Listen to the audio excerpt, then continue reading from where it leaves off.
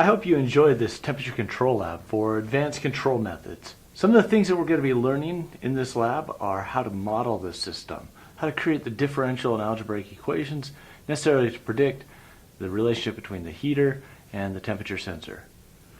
We're going to use both first principles as well as empirical models, and then combine those two into a single model, which is called a hybrid or a semi-empirical approach.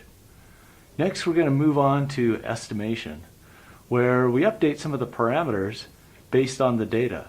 So we're not just trying to predict from first principles, but we're trying to update in a Bayesian estimation approach, where we get an additional piece of information, we update our model, and then move forward one time step, collect additional piece of information, and continue updating our model.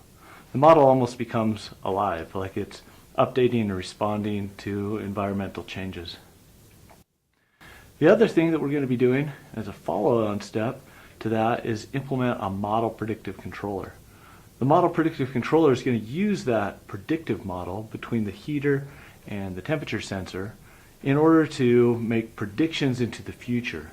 Like you're driving, looking forward, you can anticipate changes, and you have a mental model or a mathematical model of how things are going to change in the future.